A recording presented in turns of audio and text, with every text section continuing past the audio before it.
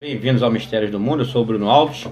Antes de começar esse vídeo, lembrando, sábado 21 agora de abril, lá em Belém do Pará, a segunda palestra nacional de terra plana. Estarei lá junto com o Denis, com o Rico, e convido todos aí lá na Secretaria de Educação de Ananindeua, ali coladinho com Belém do Pará, chamar todos o pessoal de Belém, ali levar a família, para vocês poderem entender um pouco mais sobre o tema, sobre o assunto. Então vamos começar o vídeo. Eu tenho visto muitos vídeos na internet, e a gente vai deixar uma coisa bem clara aqui, né? A gente tem visto muito vídeo na internet falando sobre foguetes que bateram no domo, balões que bateram no domo, nuvens, né, por trás do sol, aviões passando pelo sol e tudo mais. Vários vídeos assim nesse sentido. Agora o meu grande irmão Rony, lá do canal Acordei Tarde, grande abraço pro Rony, ele até postou uns vídeos de um canal gringo, né, que afirma que um foguete poderia ter batido lá no domo. E o Rony ele não disse isso, o Rony apenas faz uma pergunta no vídeo, né? Foguete russo teria batido no domo e tal. São perguntas que o Rony apenas colocou como uma pergunta, né? Não é uma afirmação. Então, na realidade, então a gente vai acabar com tudo, acabar com essa história nesse momento. Veja bem, quando a gente faz uma análise de um foguete, o que a gente consegue perceber é que todos eles, sem exceção, quando bate 70 km de altitude, ele apaga, e aí eles já cortam para o CGI, né? Então, em média, entre 70 e 80 km de altitude, um foguete ele já apaga. Se aquele foguete ele estava ainda na visão de quem filmava, na realidade ele não pode ter tocado em domo algum, tá? Então, até porque 70, 80 km, a gente sabe que o Sol está em média 5.000 km, né? Em média, aí, na temática da Terra plana, pelos estudos do Dr. Samuel Robotham, mas aí ele pode variar ali, a gente fala em média 5.000 km, mas pode ser 4, 6, né? Variar tanto para cima quanto para baixo, e assim também a altitude da Lua, é o que a gente espera. Veja bem, 5.000 km em média. A gente está falando de um foguete que estava a 70 km, né? E se o domo está acima do Sol e da Lua, foguete algum poderia bater em nada, né? Eles consideram, por exemplo, a órbita baixa da Terra, tá? 2.000 km, ok? O Sol ele está acima da órbita baixa da Terra. Portanto, nenhum foguete, nenhum avião, não se tem nuvens acima dessa, por exemplo, acima de milhares de quilômetros, não se pode mais ter nuvens. O que a gente tem ali são camadas atmosféricas, são camadas atmosféricas, tá? Por exemplo, a ionosfera, a partir de 500, de 1.000 quilômetros, e essa camada ela vai ficando cada vez mais intensa. Ela é composta de íons, elementos químicos eletricamente carregados. O Sol é o responsável por liberar elétrons livres ali. Portanto, essa camada, quanto mais se aproxima do Sol, mais eletricamente carregada ela vai ficando. Por isso é impossível passar dali.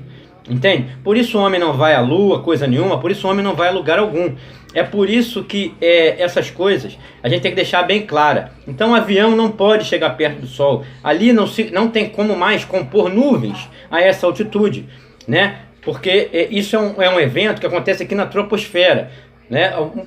E você tem aquelas nuvens que tem um pouco mais de altitude, né? Que fica um pouco, que tem alguma altitude maior, mas quando você pega, por exemplo, um balão a 35 quilômetros, esse balão já está acima dessas nuvens, até mais altas, né? Então, na realidade, a gente pode imaginar ainda nuvens até mais alto. Agora, nuvens a 5.000 quilômetros, a 1.000 quilômetros, ela não se formam mais nuvens. Portanto, é para acabar com essa história, de uma vez por todas, de foguete bater no domo, de avião passar no Sol, né? Então, o que acontece, gente? Você tem o Sol ali, em média, 5.000, 4.000, não importa, né? A gente não tem ali o número certo ainda, mas 4.000, 5.000 quilômetros. A órbita baixa da Terra vai até 2.000 quilômetros. Eu posso suportar, por exemplo, hoje, nos dias de hoje, a ideia de satélites orbitais, tá? Justamente trabalhando por confinamento magnético, assim como o próprio Sol e Lua. E é possível. satélites orbitais. Mas a gente sabe que satélites geoestacionários já vai para outro campo. Satélites que estariam a 35 mil quilômetros, a 25 mil quilômetros. Isso aí é surreal e fora do comum. A 9 mil quilômetros. Não passamos da órbita baixa, como todos os engenheiros, todos os astronautas, né, que supostamente estariam na ISS, eles falam que eles estão lutando para encontrar uma forma, o próprio Barack Obama declarou isso, que eles estão lutando para encontrar uma forma de ultrapassar essa órbita baixa. Justamente é o que eles chamam, porque é um local de alta irradiação, muito eletricamente carregado, a ionosfera, portanto, tudo que passa dali é destruído. Então eles chamam até, eles elaboraram lá a questão do cinturão de Van Allen e tudo mais. Então nós sabemos que até 2.000 quilômetros, pelo menos, nada passa, né? O que vai a partir daí, se a camada da ionosfera com certeza vai ficando cada vez mais carregada, porque ela vai se aproximando do Sol, que é o maior agente ionizador dessa camada. Isso aí não sou eu que estou falando, qualquer um pode pesquisar. Então o que acontece? Essa camada, ela vai ficando cada vez mais densa e eletricamente carregada. Estou falando em questão de magnetismo e eletricidade, ok? Então, não adianta. E depois disso vem o Sol, né? Depois disso que virá o firmamento, o domo. Então, na realidade, dizer que foguete, que a gente vê ali aceso ainda a 70 km de altitude, bater em domo, entendeu? No caso dos aviões, foi porque em direção, que o Almirante Byrd fala, foi porque eles foram em direção à Antártida, né? A cúpula, ela se fecha. Então, passando da Antártida, dos paredões de gelo, ele indo naquela direção, em linha reta, é óbvio que a cúpula ela vai se fechar. Então, ali pode acontecer o segundo, a narrativa do Almirante Byrd. Os aviões se desintegravam numa espécie de barreira intransponível e vários pilotos morreram. Eles inclusive pensaram que era uma tecnologia nazista na época, né? Mas na realidade não era isso. Então, agora, geralmente os foguetes são lançados próximos à linha do Equador, ali no Cabo Canaveral, aqui na Guiana, ou então do Cazaquistão. Então aqui, nessa localidade, né, o firmamento é bem alto. Ele vai se fechando lá pro lado da Antártida, mas ali é bem alto. Então, dizer que foguete bateu no domo, balão bateu no domo, então isso aí, na realidade, é muito complicado a gente afirmar isso assim, partindo da linha do Equador. Se você for lá já para o lado da Antártida, aí sim. Aí a gente soltando balão, já que a cúpula vai se fechando, já é outra questão, e a forma que ela vai se fechando, como ela se comporta, a sua composição, ainda é objeto de estudo, tá?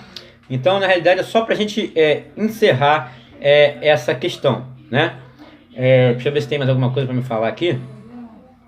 Então é isso, gente. É basicamente isso. São camadas que vão... a baixa órbita, ela vai ali até 1.500, 2.000 quilômetros e 2.000 quilômetros, tá? A gente vê esses foguetes aí ainda acesos a 70 quilômetros. Olha a diferença, 70 para 2.000 quilômetros, né? Sol. Não, pessoal, eu vi um avião passando por terra do Sol, eu vi uma nuvem, um pássaro, né? Na realidade, então, gente, isso é algo fora do comum e surreal. E fora que a gente não sabe se nesse meio termo, acima disso ainda, a gente tem um vácuo absoluto, alguma coisa nesse sentido, né? Isso aí também pode ser objeto de estudo, mas ali para cima do Sol, já depois vamos botar de 8.000 quilômetros, existe alguma espécie de vácuo. É como o nosso irmão falou, que ele é tão implacável que ele distorce. Quando você faz se você errar a mão ali, quando ele faz experimentos lá com caldeira, esse vácuo ele distorce chapas de aço de 12 milímetros. Então, na realidade, por isso que eles ficam estudando e tentando uma forma de passar dessa órbita baixa, nunca conseguiram. Então, na realidade, até o irmão lá do canal Inteligentista fez outro vídeo fantástico sobre a ida do homem à Lua. Agora, até sugiro que todos vão lá ver. E esse agora é o vídeo do Acordei Tarde, que o meu irmão Rony botou lá, fazendo uma pergunta apenas, né? Esse foguete teria batido no domo e tal. Assim como, então eu vou botando o vídeo aí para vocês verem. Você percebe que o foguete ali ainda está aceso, né?